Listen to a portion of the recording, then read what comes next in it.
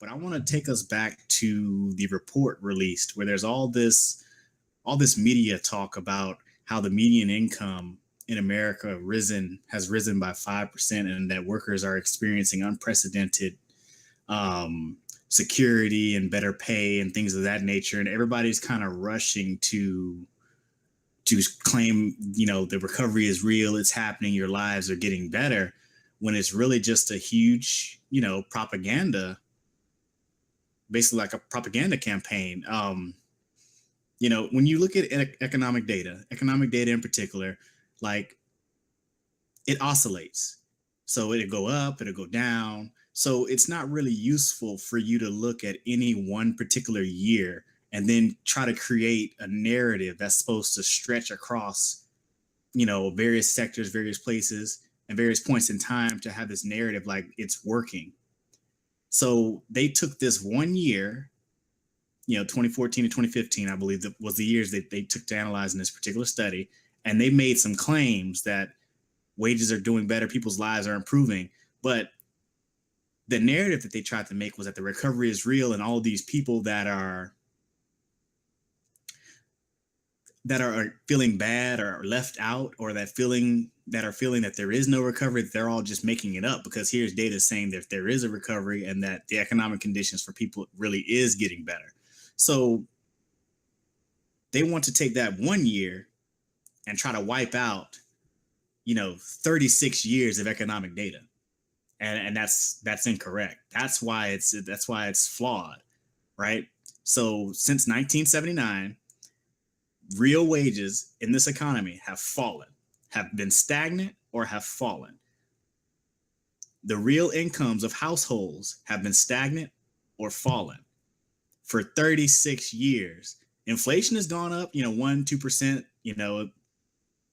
it's gone up every year, whatever it is, a small percentage. We have very, very low inflation right now, but partially because labor and, wages are down. So your cost of production is down. So you're going to have low inflation during this time period, right?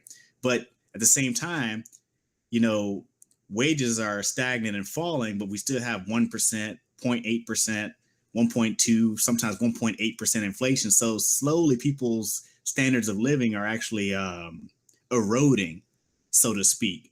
But you have all this hoopla when you have a momentary uptick, a 1 year momentary uptick of 5%, when you have a 36-year trend that's going straight down.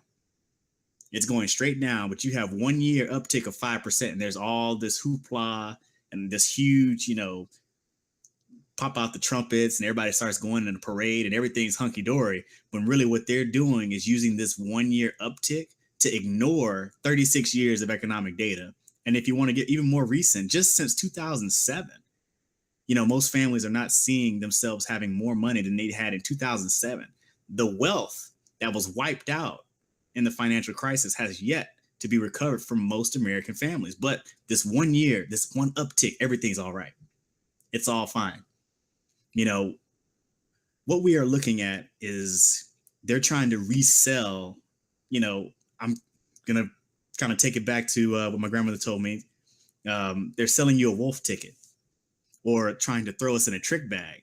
Basically, it's literally a bait and switch. 1 year's worth of data is not going to basically overwrite the entire trend, where the trend is just straight down. I've already said that before, but I really can't emphasize it enough. Economic data, you can't just take a snapshot and say, well, look, everything's great in this one little snapshot, and then ignore everything around it.